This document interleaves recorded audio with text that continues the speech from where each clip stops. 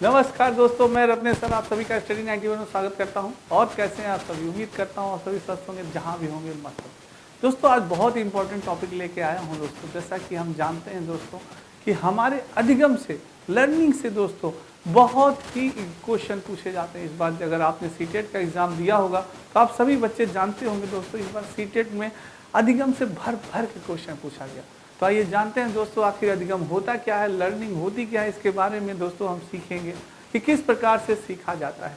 मेरे सभी बच्चों को राधे राधे, जय श्री कृष्ण, जय श्री राम। दोस्तों एक बार वीडियो को ज़्यादा शेयर और लाइक ज़रूर कर दीजिएगा। आइए स्टार्ट करते हैं अपना सेशन दोस्तों। जानते हैं दोस्तों ये स्टडी 91 में कुछ दोस्तों बैचेस प्रारंभ हो चुके हैं। आप सभी ये बैच ज्वाइन कर सकते हैं, नंबर दिया गया है। आइए दोस्तों स्टार्ट करते हैं। अधिगम, अधिगम यानी कि लर्निंग। सबसे पहले हमारे मन में प्रश्न उठता है कि सर अधिगम किस चिड़िया को कहते हैं? तो दोस्तों अधिगम का अर्थ होता है सीखना, यानी अधिगम का अर्थ क्या होता है? सीखना होता है। मेरे सारे बच्चे जाने, मेरे सारे शेर, क्या होता है अधिगम का अर्थ? सीखना यानी लर्निंग। दोस्तों क्या होता है? लर्निंग, लर्निंग यानी कि सीखना दोस्तों। यानी कि आज हम जानेंगे कि आखिर बालक सीखता कैसे है दोस्तों। आइए जानते हैं। अधिगम या सीखना सतत रूप से चलने वाली वह सार्वभौमिक प्रक्रिया है। आपसे पूछा जा सकता है अधिगम कैसी प्रक्रिया है? सार्वभौमिक प्रक्रिया होती है दोस्तों, और जो कि जन्म से प्रारंभ होती है। कब से प्रारंभ होती है? हमारे जन्म से प्रारंभ होती है और मृत्यु पर्यंत तक चलती है। पॉइंट नोटेड माय स्टूडेंट कि अधिगम जो होता है वो जन्म से ही प्रारंभ होता है और मृत्यु तक चलता है दोस्तों, और रहता है। सीखने की गति में वातावरण के अनुरूप परिवर्तन होता रहता है। और दोस्तों ये हमारे सीखने की गति में वातावरण के अनुरूप में परिवर्तन होता रहता है। अधिगम का दोस्तों महत्वपूर्ण योगदान किसका है? वातावरण का। अगर बात की जाए दोस्तों कि अधिगम में सीखने के लिए किसका योगदान होता है, तो हमारे वातावरण का और आनुवांशिकता यानी हमारी हेरिडिटी का दोस्तों बहुत ही महत्वपूर्ण योगदान माना जाता है किसके? अधिगम में दोस्तों। ठीक है, आइए जानते हैं और इसके बारे में। अधिगम एक ऐसी प्रक्रिया है जिसे न केवल शिक्षा मनोविज्ञान में बल्कि मनोविज्ञान की समस्त शाखाओं में दोस्तों, न केवल शिक्षा मनोविज्ञान में बल्कि मनोविज्ञान की समस्त शाखाओं में भी सर्वाधिक महत्वपूर्ण स्थान प्राप्त है। कि किस प्रकार से हम बालक को सिखा सकते हैं दोस्तों। आप सभी एक शिक्षक बनने वाले हैं, मेरी सभी से यही मनोकामना है दोस्तों, आप सभी बहुत ही जल्द एक शिक्षक बने, एक अच्छे शिक्षक बने दोस्तों। तो आपको ये जानना बहुत ही आवश्यक है कि किस प्रकार से एक बालक को सरल तरीके से सिखाया जाता है। किस प्रकार से बालक को अगर सीखने में कोई दिक्कत या परेशानी हो रही है तो उसे कैसे हम अच्छे ढंग से सिखाएं दोस्तों।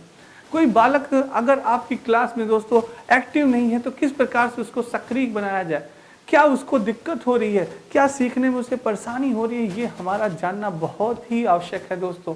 ये एक टीचर का दायित्व होता है दोस्तों कि वह अपने स्टूडेंट की कमी और उसका स्ट्रॉन्ग पक्ष दोनों जानता रहे दोस्तों। उसके मजबूत पक्ष को भी आपका जानना बहुत ही आवश्यक है और उसके कमज़ोर पक्ष को भी आपको जानना बहुत आवश्यक है कि मेरे छात्र का मजबूत पक्ष क्या है, वो किस क्षेत्र में आगे बढ़ सकता है, और उसका कमज़ोर पक्ष क्या है जिसे कि मुझे मजबूत करना है। तो ये एक शिक्षक के जानने के लिए बहुत ही आवश्यक है मेरे दोस्तों। तो आप एक शिक्षक बनने वाले हैं तो इस चीज़ को याद रखिएगा। आइए नेक्स्ट चलते हैं। गेट्स ने क्या किया दोस्तों? कई मनोवैज्ञानिकों ने अधिगम के प्रति अपने थॉट्स अलग अलग प्रेजेंट किए, जिसमें कि गेट्स महोदय का नाम आता है। तो गेट्स के शब्दों में अनुभव तथा प्रशिक्षण के द्वारा व्यवहार का उन्नयन ही अधिगम है। उन्होंने कहा कि जो व्यवहार हमारा होता है वही क्या है? व्यवहार में होने वाला परिवर्तन ही क्या है? अधिगम है। अनुभव से जो हमारे अनुभव से और प्रशिक्षण के द्वारा जो चीज़ें हम सीखते हैं जिससे हमारे व्यवहार में परिवर्तन आता है वही क्या है? अधिगम है, वही है सीखना। नेक्स्ट क्रेन ब्रैक के अनुसार अधिगम की अभिव्यक्ति अनुभव के परिणाम स्वरूप व्यवहार में परिवर्तन के रूप में होती है दोस्तों। क्रोन ब्रैक ने क्या कहा? जो अनुसार अधिगम की जो अभिव्यक्ति होती है वो हमें अनुभव के परिणाम स्वरूप हमारे व्यवहार के परिवर्तन से अभिव्यक्ति होती है दोस्तों। जब हम कोई चीज़ों को सीखते हैं तो हमारे व्यवहार में भी परिवर्तन आता है। क्या है, आप बचपन में जिस प्रकार से आपका जो बिहेवियर था, जो आपका व्यवहार था, क्या अभी भी वैसा ही है? जिस प्रकार से हम बचपन में दोस्तों बोलते थे, तुतलाते थे, क्या अब भी हम बोलते हैं? क्या दोस्तों जो हम पहले हम जो सोचते थे वो हम प्रकट नहीं कर पाते थे, वो हम बोल नहीं पाते थे, अपनी इच्छाओं को, अपनी भावनाओं को प्रकट नहीं कर पाते। पर जैसे जैसे हमारी अवस्था बढ़ी, जैसे जैसे हमने चीज़ों को सीखा, तो हम अपनी बातों को अच्छे से सामने वाले के सामने प्रेजेंट भी कर सकते हैं और उसे समझा भी सकते हैं, बेटा ये दिक्कत है, ये परेशानी है मेरे मन में और मैं ये चीज़ें सीख नहीं पा रहा, सर क्या बताऊँ, कैसे सॉल्व किया जाए। इन सारी चीज़ों को ऐसे दोस्तों हम समझा सकते हैं। गिलफोर्ड ने कहा कि व्यवहार के कारण व्यवहार में आया कोई भी परिवर्तन अधिगम होता है। गिलफोर्ड ने कहा जब हमारे व्यवहार में होने वाला परिवर्तन ही अधिगम होता है। जब दोस्तों हमारे व्यवहार में परिवर्तन होने लगता है, हमारी भाषा में गंभीरता दिखने लगती है, हमारी भाषा में ये होता है ज्ञान दिखने लगता है, तब सामने वाला कहता है यार ये बालक तो अब जीनियस हो गया, पहले ये ऐसा नहीं था, अब तो ये बहुत अच्छे विचार हो गए हैं इसके, बहुत ही अच्छा इसको ज्ञान हो गया। दोस्तों हमारे ज्ञान का पता, हमारे व्यवहार का पता किससे चलता है? हमारी भाषा से चलता है, हमारे संस्कार से चलता है, हमारी संस्कृति से चलता है। तो इसीलिए आदमी को कहना चाहिए कि बहुत ही सोच समझ के बोलना चाहिए, अपने शब्दों का प्रयोग बहुत ही सोच के करना चाहिए कि सामने वाले को दोस्तों आप इसी शब्दों से उसको अश्रु बहा सकते हैं और इसी शब्दों से उसे जब मन चाहे तो हंसा भी सकते हैं। जितना आपने देखा होगा, कपिल शर्मा को देखा होगा, राजू श्रीवास्तव जी नहीं है हमारे बीच, उन्हें देखा होगा, वो अपने शब्दों के माध्यम से ही दोस्तों हमें हंसाते थे, अपने शब्दों के माध्यम से हमें मनोरंजित करते थे। तो वही चीज है दोस्तों। गिलफोर्ड ने कहा कि व्यवहार के कारण व्यवहार, ये आपने जाना। क्रो एंड क्रो के अनुसार दोस्तों आदतों, ज्ञान तथा अभिवृत्तियों का अर्जन ही अधिगम कहलाता है। जो हम आदतें दोस्तों, ज्ञान तथा अभिवृत्तियों का जो अर्जन करते हैं दोस्तों, वही क्या कहलाता है? अधिगम कहलाता है, वही लर्निंग यानी कि सीखना कहलाता है। अब दोस्तों वुडवर्थ ने फिर कहा कि सीखना विकास की प्रक्रिया है। दोस्तों जब हमारा विकास होता है, जब किसी भी क्षेत्र में हम दिन प्रतिदिन विकास करते हैं, चाहे वो शिक्षा के क्षेत्र में हो, चाहे खेल की प्रगति में, जब हम चीज़ों को सीखते हैं तो उसमें विकास करते हैं, तभी हमारा क्या होता है? विकास होता है। दोस्तों ये माना जाता है कि अरे यार वो बालक जीनियस है, अब देखो वो शिक्षा के क्षेत्र में फर्स्ट क्लास इंटर में पास हुआ, फर्स्ट क्लास हाई स्कूल में पास, यानी उसका विकास हो रहा है। ये चीज़ है दोस्तों। नेक्स्ट है, अधिगम की प्रक्रिया में दो तत्व निहित हैं। कौन से दो तत्व निहित है? परिपक्वता यानी मैच्योरिटी, दूसरा होता है पूर्व अनुभव से प्राप्त अधिगम, यानी दोस्तों पूर्व ज्ञान से प्राप्त सीखना। दोस्तों मैच्योरिटी, परिपक्वता किस प्रकार से दोस्तों हमारे अधिगम में सहायक होती है? दोस्तों जब हमारे अंदर मानसिकता के साथ साथ शारीरिक परिपक्वता जब आती है दोस्तों, जैसे दोस्तों हमारी भाषा है, पहले दोस्तों हमारे जो ये ओठ थे, हमारे जो मशूरे थे, जो हमारे दंत थे, उनमें उतनी वो परिपक्वता नहीं आती दोस्तों। धीरे धीरे जब हमारी अवस्था बढ़ती है, हमारी जो भाषा थी वो क्या आती थी? लड़खड़ाती थी, हम उचित उच्चारण नहीं कर पाते थे। पर जैसे जैसे हमारे शरीर का विकास हुआ, जैसे जैसे हमारे ज्ञान का विकास हुआ, तो हम सही उच्चारण करने लगे, सही भाषा का प्रयोग करने लगे। उसी तरह से दोस्तों, तो इसलिए मैच्योरिटी यानी परिपक्वता हमारे लिए बहुत ही उपयोगी है। दूसरी बात होती है पूर्व अनुभव से प्राप्त अधिगम। दोस्तों जैसा कि मैं आपको बताता हूं कि अगर आपको कोई भी सब्जेक्ट दोस्तों, जैसे आप मैथ का अगर आप सीखना चाहते हैं तो आपको पहाड़ा आना चाहिए, आपको घटाना आना चाहिए, माइनस आना चाहिए, प्लस आना चाहिए, डिवाइड करना आना चाहिए, तभी दोस्तों आप प्रश्नों को भी हल कर पाएंगे, नहीं तो आप नहीं हल कर सकते। तो यानी कि प्रश्नों को हल करने के लिए आपके पूर्व ज्ञान का होना, पता होना आपके लिए बहुत ही आवश्यक है, तभी आप प्रश्नों को हल कर पाएंगे, अन्यथा नहीं कर पाएंगे। नेक्स्ट है दोस्तों, अब बात करते हैं कि ये दोस्तों आपके स्टडी 91 में कुछ पुस्तकें दी गई हैं, आप ले सकते हैं, फ्री डिलीवरी है दोस्तों, नंबर भी दिया गया है।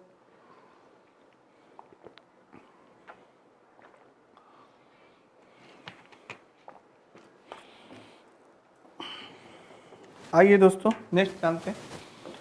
दोस्तों बात करते हैं अधिगम की विशेषताओं की। बहुत ही इंपॉर्टेंट पॉइंट है, याद रखिएगा क्या होती है अधिगम की विशेषता, क्या होती है लर्निंग की विशेषता। आइए जानते हैं। अधिगम की प्रक्रिया को अच्छी तरह से समझने के लिए इसकी विशेषताओं को समझना बहुत ही आवश्यक है। अधिगम व्यवहार में सतत परिवर्तन है जो कि जीवन पर्यंत चलता है। जो अधिगम होता है दोस्तों, ये जान लीजिए हमारे जन्म से प्रारंभ होता है और जीवन पर्यंत चलता है, और हमारे व्यवहार में दिन प्रतिदिन क्या होता है? परिवर्तन होता रहता है दोस्तों। जिस प्रकार से हम बचपन में थे, क्या उस प्रकार से अब हैं? जिस प्रकार से हम हाई स्कूल में थे, क्या उसी प्रकार से हम इंटर में थे? जिस प्रकार हम ग्रेजुएशन में थे, क्या उसी प्रकार से हम क्या कहते हैं हाई स्कूल में जिस प्रकार से थे, उसी प्रकार से हमने ग्रेजुएशन में भी हम व्यवहार करते हैं? नहीं करते। जैसे जैसे हमारी अवस्था बढ़ी, जैसे जैसे हमारी आयु बढ़ी, शारीरिक मैच्योरिटी आई, हमारे व्यवहार में भी क्या हुआ? परिवर्तन हुआ दोस्तों। तो वही चीज़ है दोस्तों, यानी अधिगम व्यवहार सतत परिवर्तन है जो कि जीवन पर्यंत चलता रहता है। अधिगम सर्वांगीण है दोस्तों। क्या है? सर्वांगीण होता है, हम सीखते हैं, सभी जगह से हम सीखते रहते हैं, कुछ न कुछ ज्ञान अर्जित करते रहते हैं। मानव जीवन के सभी पक्षों में अधिगम की प्रक्रिया चलती रहती है, यानी सभी पक्ष में बालक सीखता रहता है दोस्तों। अधिगम में व्यक्ति संपूर्ण रूप से शारीरिक, मानसिक, संवेगात्मक आदि सम्मिलित रहता है दोस्तों। यानी कि बालक जो सीखता है दोस्तों, वो किससे सीखता है? उसके अंदर दोस्तों शारीरिक रूप से सीखता है, मानसिक रूप से सीखता है, संवेगात्मक रूप से सीखता है। संवेगात्मक यानी कि अपनी इंद्रियों के माध्यम से, अपने संवेगों के माध्यम से बालक सीखता है दोस्तों। हमारी इंद्रियां आप जानते हैं, हमारी आँख, नाक, कान, त्वचा, जीभ, ये हमारी इंद्रियां हैं जिनके माध्यम से बालक सर्वप्रथम सीखता है। फिर अपनी मानसिकता से सीखता है, अपने अनुभव से सीखता है, अपने व्यवहार से सीखता है, इससे बालक सीखता है। अधिकांशतः व्यवहार के संगठन में परिवर्तन होता है। जैसे जैसे हमारे व्यवहार में परिवर्तन है, यानी कि बालक सीख रहा है, बालक में मैच्योरिटी आ रही है, बालक अनुभवी हो रहा है, तभी हम व्यवहार में बता सकते हैं। अधिगम व रुचि परस्पर संबंधित होते हैं। किसी भी चीज़ को सीखने के लिए दोस्तों इंटरेस्ट, रुचि होना बहुत ही आवश्यक है। अगर आपको पढ़ाई में इंटरेस्ट नहीं है तो आप पढ़ नहीं सकते। अगर आपका दोस्तों खेलने में मन नहीं लग रहा तो आप खेल नहीं सकते। यानी किसी भी चीज़ को सीखने के लिए दोस्तों इंटरेस्ट का होना बहुत ही आवश्यक है। कहते नहीं है दोस्तों, जैसे 3 घंटे की मूवी होती है, आप 3 घंटे पूरा इंटरेस्ट मूवी में रहता है, एक एक कहानी, एक एक गाना, एक एक डायलॉग याद रहता है, पर वही इंटरेस्ट आपका पढ़ाई में नहीं रहता, तो दोस्तों वो चीज़ें आपको याद नहीं रहती। अगर याद करना है तो इंटरेस्ट जगाना पड़ेगा, रुचि जगाना पड़ेगा, तभी चीज़ें याद होंगी दोस्तों। नेक्स्ट है अधिगम तैयारी व प्रेरणा पर निर्भर करता है।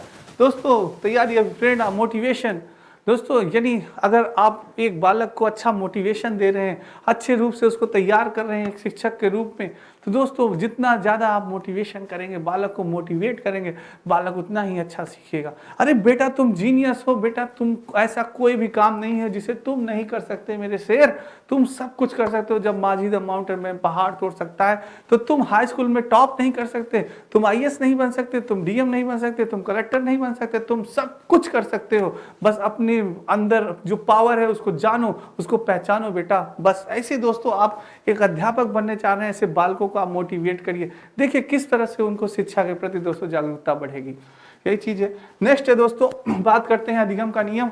अधिगम के नियम के दोस्तों थॉर्नडाइक ने बताए थे, मुख्यतः 2 नियम बताए। एक बताया उन्होंने मुख्य नियम और बताया गौड़ नियम। मुख्य नियम में उन्होंने 3 नियम बताया, अभ्यास का नियम, प्रभाव का नियम और तत्परता का नियम। थॉर्नडाइक के द्वारा प्रतिपादित अभ्यास के नियम के अनुसार अन्य बातों को समान होने पर अभिव्यास से उद्दीपक व अनुक्रिया के बीच का बंधन सुदृढ़ होता है। इसके विपरीत अभ्यास अथवा पुनरावृत्ति की कमी से बंधन को शिथिल करती है दोस्तों। कहने का तात्पर्य है दोस्तों, जो अभ्यास होता है, प्रैक्टिस, दोस्तों कहते नहीं है प्रैक्टिस मेन परफेक्ट। दोस्तों प्रैक्टिस से, अभ्यास से ही दोस्तों हम चीज़ों को बहुत ही बेहतर ढंग से सीखते हैं। जितना ज़्यादा से ज़्यादा आप प्रैक्टिस करेंगे आप चीज़ों को सीखेंगे।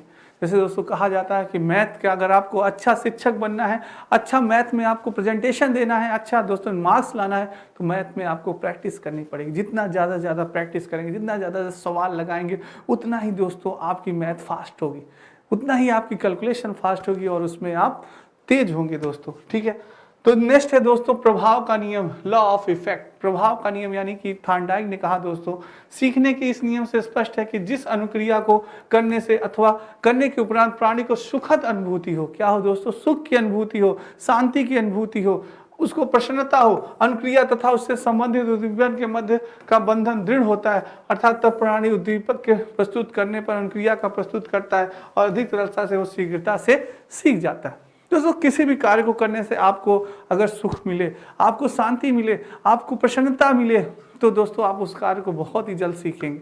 सोचिए जैसे आप दोस्तों बाइक चलाना, अरे यार बाइक चलाना है, चश्मा लगा के धूम मचाना है, धूम मूवी देखी, आपके अंदर मन में उत्पन्न हुआ कि यार मैं भी यार बाइक चलाऊं, किसी भी जगह पहुंचना है तुरंत पहुंच जाऊंगा और स्मार्ट लगूंगा और भी अच्छा दिखूंगा बाइक पे। हाँ, तो दोस्तों इसी तरह मैं भी धूम मचाऊं जॉन अब्राहिम की तरह। हाँ, तो वो चीज़ें क्या हो, आपके मन में जागृत हो, यार अच्छी लगती है मुझे वो चीज़ें, तो आप बाइक चलाना तुरंत सीख जाएंगे। बाइक चलाने में कई बार आप दोस्तों गिरेंगे, उठेंगे, कोई बात नहीं, अरे यार थोड़ा सा चोट है, फिर सीखेंगे, प्रयास करेंगे, वही जो अभ्यास करेंगे, प्रैक्टिस करेंगे, और दोस्तों उसके लिए क्या होंगे, अपना प्रभाव है, क्योंकि आपको सीखना है, आपको अच्छा लगता है वो चीज़ें, बाइक चलाना आपको अच्छी लगती है, तो आप तुरंत सीख जाएंगे दोस्तों, वही चीज़ है। नेक्स्ट है दोस्तों, ये आपके वीडियोग्राम विकास तरीका नया बैच प्रारंभ, महाबजट ऑफर।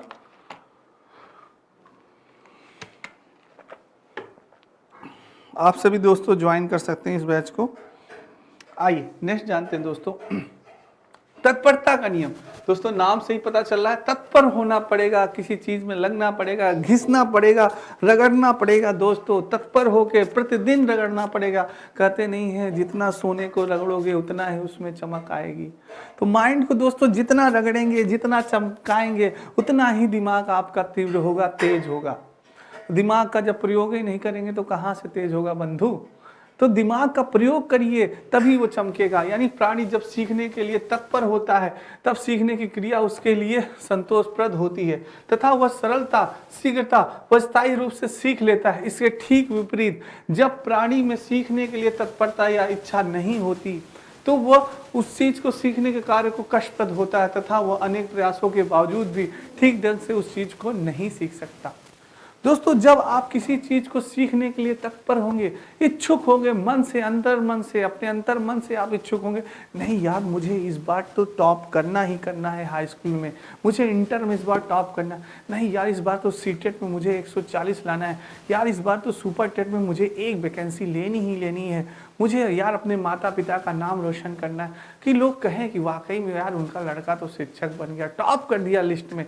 तो दोस्तों ये आपके अंदर जब मन में आपके जागृत नहीं होगा, जब तक आप तत्पर नहीं होंगे, लगातार आप प्रैक्टिस नहीं करेंगे, आप मेहनत नहीं करेंगे, तो चीज़ें आप सफल नहीं हो पाएंगे दोस्तों।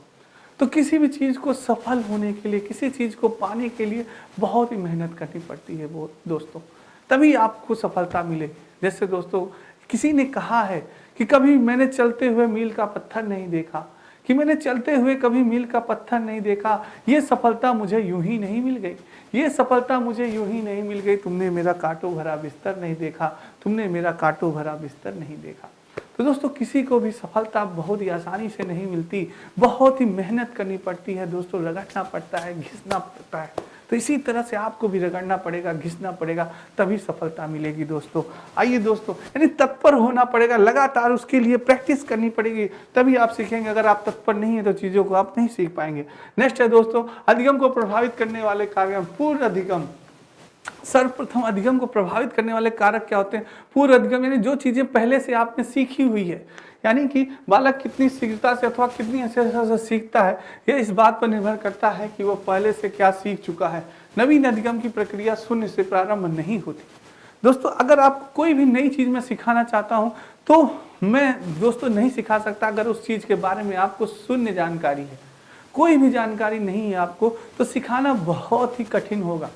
सीखेंगे आप, पर उसमें क्या लगेगा, बहुत समय लगेगा दोस्तों। जैसे मुझे आपको अब लिखना सिखाना है तो पहले मुझे क ख आपको सिखाना पड़ेगा, क ख। इसकी जानकारी अगर आपको नहीं है, बेटा क से कबूतर, ख से खरगोश, ग से गधा, और क में जब आ की मात्रा लगती है तो का, ख में आ की मात्रा लगती है खा। तो जब ऐसे दोस्तों मैं सिखाऊंगा तब मैं आप कहूँगा बेटा लिखो कमल, तब आप लिख पाएंगे क्या, कमल। हाँ, तब कहेंगे पूरा सेंटेंस लगे तब दोस्तों। तो दोस्तों पूर्व ज्ञान का होना हमें बहुत ही आवश्यक होता है अपने नए ज्ञान को सीखने में। तो ये चीज़ों की अगर हमें जानकारी है, मात्रा की जानकारी है, हमें अक्षरों की जानकारी है, दीर्घ स्वर क्या होते हैं, लघु स्वर क्या होते हैं, उच्च स्वर क्या होते हैं, इन सभी के बारे में जब जानकारी है तभी हम अच्छे से लिख सकते हैं, अच्छे से पढ़ सकते हैं, अच्छे से उच्चारण कर पाएंगे, अन्यथा नहीं कर पाएंगे। वही बात कही गई कि पूर्व अधिगम का बहुत इंपॉर्टेंट होता है शारीरिक स्वास्थ्य व परिपक्वता। स्वस्थ शरीर में ही स्वस्थ मस्तिष्क का वास होता है, आपने सुना होगा। और दोस्तों अनुभव हमें सिखाती है, यानी मेच्योरिटी, जितना ज़्यादा आप मेच्योर रहेंगे उतना दोस्तों आप अच्छे से सीखेंगे। और शारीरिक स्वास्थ्य दोस्तों, शारीरिक दृष्टि से स्वस्थ और परिपक्वता बालक के सीखने में रुचि लेती है, जिससे कि वह शीघ्रता से नवीन बातों को सीख लेते हैं। इसके विपरीत कमजोर, बीमार व अपरिपक्व बालक सीखने की कठिनाई का अनुभव करते हैं। दोस्तों अगर आपको 1 से 1 डिग्री बुखार है और मैं कहूँ अरे भैया लो देखो रत्नेश सर की वीडियो, अधिगम पढ़ा रहे हैं रत्नेश सर, अब रत्नेश सर कितने भी कोशिश करें अधिगम की परिभाषा आपको खूब अच्छे ढंग से समझा रहे हैं, अरे तत्पर रहो, रगड़ो, घिसो, कुछ समझ में आएगा? कुछ नहीं समझ में आएगा। भैया 101 डिग्री बुखार है, पैरासीटामॉल दे दो, हम खा के आराम करें, रत्नेश सर की वीडियो बाद में देखेंगे जब ठीक हो जाएंगे तब। तो दोस्तों जब तक आप स्वस्थ, कहने का मतलब है जब तक आप स्वस्थ नहीं होंगे, कोई भी मास्टर या ब्रह्मा जी स्वयं उतर आए, कितना भी आपको समझाने का प्रयास करें दोस्तों, कभी भी मन नहीं लगता। दोस्तों छोटी सी एक चोट लग जाती है, जब आदमी को थोड़ा सा बुखार हो जाता है तो उसको किसी चीज़ में मन नहीं लगता। जो उसकी फेवरेट डिश हो आप उसके सामने ले जाइए, अरे यार तुम्हारी ये पनीर पुलाव डिश है, लो खाओ, खा सकता है, बिरयानी लाए बेटा खा लो, अरे कभी नहीं खाएगा, क्योंकि उसका दोस्तों शरीर ही अस्वस्थ है। तो जब दोस्तों शरीर अस्वस्थ है तो मस्तिष्क कहाँ से स्वस्थ हो पाएगा। तो इसलिए किसी भी चीज़ को सीखने के लिए शारीरिक रूप से भी स्वस्थ होना बहुत ही आवश्यक है। और दोस्तों मैच्योरिटी, परिपक्वता, दोस्तों मैच्योरिटी होनी चाहिए। जैसे दोस्तों मैंने आपको बताया कि जब हम भाषा सीखते हैं तो हमारे मशहूरों में, जीवों में और हमारी जो वो होते हैं दोस्तों, उनमें जब मैच्योरिटी आ जाती है तो जैसे पहले हमारी बातें लड़खड़ाते, हम बोलते थे तो लड़खड़ाते थे, वो धीरे धीरे जब उसमें मैच्योरिटी आ जाती है तो हम उचित उच्चारण का प्रयोग करना सीख जाते हैं। तो मैच्योरिटी भी दोस्तों बहुत इंपॉर्टेंट है। नेक्स्ट है मानसिक स्वास्थ्य व परिपक्वता। दोस्तों मानसिक स्वास्थ्य भी बहुत ही आवश्यक है। मेंटली रूप से भी हमें स्ट्रांग बनना पड़ेगा, स्वस्थ होना पड़ेगा। जैसे मानसिक रूप से स्वस्थ और परिपक्व बालक में सीखने की क्षमता क्या होती है, अधिक होती है। बालक बहुत तीव्र गति से सीखेगा अगर उसकी मानसिक क्षमता तेज है, यानी मानसिक स्थिति सही है। अधिक बुद्धिमान बालक कठिन बातों को शीघ्रता से तथा सरलता से सीख लेता है, जबकि मानसिक रोग से पीड़ित या कम बुद्धि वाले बालक मंद गति से नवीन बातों को सीखते हैं। दोस्तों दो बालक हैं, सोचिए, एक मानसिक रूप से पीड़ित है और एक मानसिक रूप से स्वस्थ है, तो उसे आप तीव्र गति से सीख पाएगा। वो मानसिक रूप से जो स्वस्थ है वो तुरंत बातों को आपको कैच करेगा, तुरंत बातों को पकड़ेगा, जो चीज़ें आप सिखाना चाहते हैं तुरंत सीख लेगा। पर वहीं पे जो मानसिक स्थिति से थोड़ा सा कमज़ोर है, जैसे आपने कोई मिल गया, देखा होगा ऋतिक रोशन बेचारे का शरीर तो बढ़ गया था पर वो मानसिक रूप से क्या था, अस्वस्थ था, मानसिक रूप से पीड़ित था। उसको कितनी भी चीज़ें सिखाई जाती थी दोस्तों, पर वह सीख नहीं पाता था। वो हाई स्कूल का स्टूडेंट था पर पढ़ता था कक्षा 8 और 9 में, यानी बच्चों के साथ। वही है दोस्तों, क्योंकि मानसिक रूप से पीड़ित था। तो दोस्तों किसी भी चीज़ को सीखने के लिए, किसी भी चीज़ को जानने के लिए आपको मानसिक रूप से स्वस्थ होना पड़ेगा। तो यही चीज़ थी दोस्तों। नेक्स्ट है, अगर दोस्तों वीडियो अगर आपको, मैं नहीं कहूँगा कि आप लाइक करिए, शेयर करिए, अगर अच्छी लगे तभी लाइक और शेयर करिएगा, नहीं तो मत करिएगा दोस्तों। नेक्स्ट है अधिगम की इच्छा। दोस्तों अधिगम की इच्छा क्या होती है, यानी किसी भी चीज़ को सीखने के लिए इच्छा होनी चाहिए मन से। अधिगम सीखने वाले की इच्छा पर ही निर्भर करता है। यदि बालक में किसी भी बात को सीखने की दृढ़ इच्छा शक्ति होती है तो प्रतिकूल परिस्थितियों में भी उस बात को सीख लेता है। दोस्तों अगर बालक के अंदर किसी भी चीज़ को सीखने की अगर मन में इच्छा होती, आप भी हैं दोस्तों, अगर आपको इच्छा है यार मैं अच्छा खाना बना के अपनी माताजी को, पिताजी को खिलाऊंगा, अपने भाइयों को अच्छा खाना बना के खिलाऊंगा, आज मैं ये फेवरेट डिश बना के खिलाऊंगा, तो आप खाना बनाना बहुत जल्द सीख जाएंगे दोस्तों। सारी यानी कि यूट्यूब पे, मोबाइल पे सारी चीज़ें अवेलेबल है, तुरंत आप देखेंगे, पढ़ेंगे, समझेंगे, अरे कैसे बने, बहुत आसान। बस इच्छा होनी चाहिए, अंदर से इच्छा होना चाहिए। ऐसा नहीं कहा है कि जो महिलाएं खाना अच्छा बना सकती हैं क्या आप नहीं बना सकते। संजीव कुमार को देखिए कितना अच्छा खाना बनाते हैं दोस्तों, राजीव जी कितना अच्छा खाना बनाते हैं। तो ये चीज़ है दोस्तों, ऐसा कोई कारण नहीं है जो आप नहीं कर सकते। दोस्तों लोगों का ये कहना था कि लोगों को हंसाने के लिए सिर्फ भाषा का ही प्रयोग करना पड़े, तो आपने सुना होगा चार्ली चैपलिन, कभी भी दोनों ने भाषा का प्रयोग नहीं किया, परंतु अपने क्रियाकलापों से दोस्तों वो लोगों को हंसाते थे।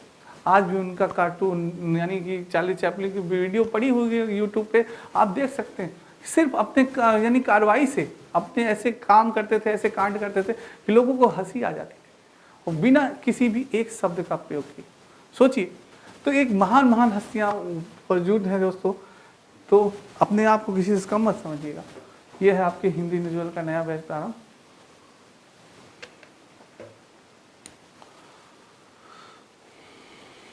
आइए दोस्तों नेक्स्ट, अभिप्रेरणा, मोटिवेशन।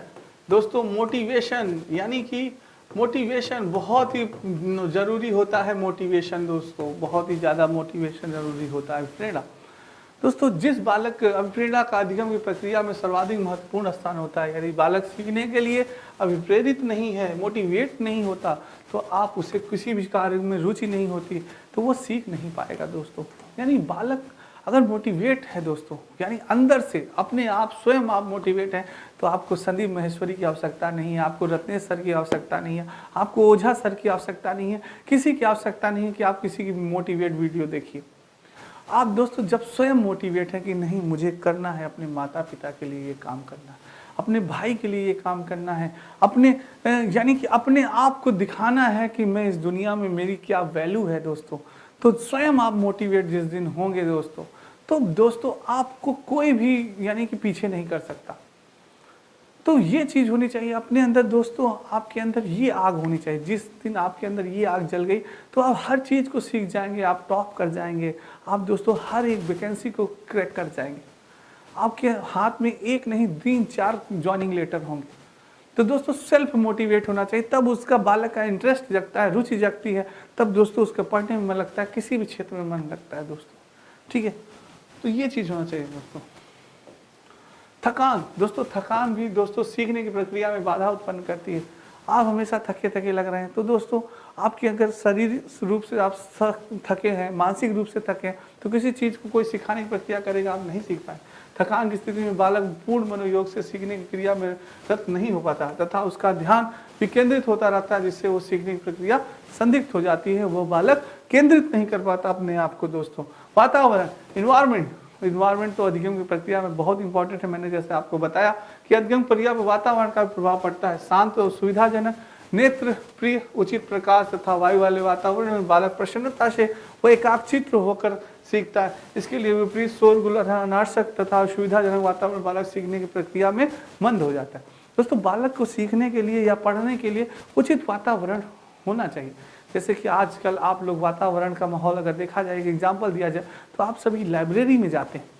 लाइब्रेरी में जाके आप वो वातावरण ढूंढते हैं, वो इन्वायरमेंट ढूंढते हैं। आप देखते हैं बगल वाला यार 12 घंटे 15 घंटे पढ़ रहा है, तो मैं भी पढ़ूंगा 12 घंटे 10 घंटे पढ़ूंगा। ये होता है कि अरे यार कंपटीशन लग, अरे यार ये 12 घंटे पढ़ रहा है, इसका सिलेक्शन होगा कि मेरा सिलेक्शन, अरे यार मैं भी पढ़ूँ 12 घंटे तभी सिलेक्शन होगा, नहीं तो होगा नहीं। तो ये होता है इन्वायरमेंट दोस्तों, वहाँ शांति होती है, वहाँ पे बच्चे पढ़ते रहते हैं, उचित आपकी लाइट है, उचित नेट की व्यवस्था है, वाईफाई की व्यवस्था है, सारी व्यवस्था होती है। आप मोबाइल से भी पढ़ सकते हैं, लैपटॉप से भी पढ़ सकते हैं, और दोस्तों लोगों को देख के आप पढ़ते हैं। तो ये चीज़ होती है दोस्तों। तो इन्वायरमेंट बहुत इंपॉर्टेंट होती है। अगर अगल बगल शोरगुल है दोस्तों, गाना बज रहा है, शोरगुल हो रहा है, क्या आपका पढ़ने में मन लगेगा? कभी मन नहीं लगेगा। इन्वायरमेंट का बहुत ही वो होता है दोस्तों रोल। सीखने की विधि का भी अधिगम की क्रिया में बहुत महत्वपूर्ण स्थान होता है। कुछ विधियों से सीखा ज्ञान अधिक स्थायी होता है। खेल विधि या करके सीखना विधि जैसी मनोवैज्ञानिक व आधुनिक विधियों से ज्ञान शीघ्रता से सुगमता से प्राप्त किया जाता है तथा यह ज्ञान अधिक स्थायी होता है। दोस्तों सीखने की विधि में मनोवैज्ञानिकों ने कई चीज़ें बताई। जैसे उन्होंने बताया कि बालक को सिखाना है अगर आपको किसी भी चीज़ से, तो उसे स्वयं करके सीखने दें। लर्निंग बाय डूइंग दोस्तों, खेल विधि के माध्यम से उसे सिखाएं। तो दोस्तों यानी जब बालक खेल विधि से उसको आप सिखाएंगे तो वो स्थायी होगा। जब बालक किसी चीज़ को स्वयं करके सीखेगा तो उसका ज्ञान स्थायी होगा, वो कभी चीज़ों को भूलेगा नहीं। जैसे दोस्तों आपने कभी कोई सवाल आपका फंसा होगा और आपने उसका स्वयं सोल्यूशन निकाला, कभी भी आप उस सोल्यूशन को नहीं भूलेंगे, न कभी आप उस क्वेश्चन को भूलेंगे, न कभी आप उस क्वेश्चन के आंसर को भूलेंगे। ऐसा हुआ होगा, आप सभी के साथ हुआ होगा। तो वो चीज़ होनी चाहिए दोस्तों, यही मनोवैज्ञानिकों ने बताया। नेक्स्ट है दोस्तों अधिगम विधियाँ की बात की जाए, करके सीखना, लर्निंग बाय डूइंग, यानी स्वयं करके सीखे बालक तो तीव्र गति से सीखता है। निरीक्षण करके सीखना, यानी व्यक्ति स्वयं दोस्तों, इसके अंतर्गत व्यक्ति स्वयं निरीक्षण करके नवीन बातों को सीखता है। अपना निरीक्षण स्वयं कीजिए कि हाँ यार कहाँ गलती हो रही है, कहाँ कमी हो रही है, क्यों नहीं नंबर बढ़ रहा है, तब दोस्तों आप सीख पाएंगे। नेक्स्ट है दोस्तों ये आपकी यूजीसी नेट का पेपर कंप्लीट कोर्स, नया बैच प्रारंभ दोस्तों। नेक्स्ट है वाद विवाद विधि दोस्तों, डिस्कशन मैटर। तो उसको कोई भी टॉपिक आप पढ़िए, याद करिए, डिस्कशन करिए लोगों से, और भी तीव्र गति से आप सीखेंगे। अनुकरण विधि यानी नकल करना दोस्तों, लोगों की देखिए कि किस तरह से बालक पढ़ रहा है, किस प्रकार से लोग पढ़ रहे हैं, उसी तरह से आप भी अनुकरण करिए। बालक दोस्तों अनुकरण करके सीखता है, बहुत ही तीव्र गति से सीखता है। अनुकरण विधि में व्यक्ति दूसरों को व्यवहार को देखकर तथा उसका अनुकरण कर सीखता है। यार वो इस तरह से पढ़ता है, यार वो इस तरह से प्रैक्टिस करता है, बार बार प्रैक्टिस सेट लगा रहा है, मैं भी प्रैक्टिस सेट लगाऊंगा।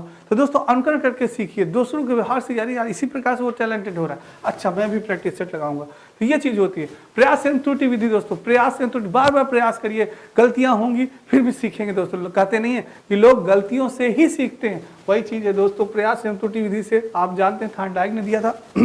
तो दोस्तों आज की क्लास आपको कैसी लगी कमेंट बॉक्स में कमेंट जरूर करिएगा। अगर अच्छी लगे तभी लाइक करिएगा, नहीं तो मत लाइक करिएगा दोस्तों। तो आज के लिए इतना ही दोस्तों, कल फिर मिलेंगे बहुत पूर्ण टॉपिक के साथ। मेरे सभी बच्चों को राधे राधे, जय श्री कृष्ण दोस्तों, जय श्री राम और जय हिंद दोस्तों।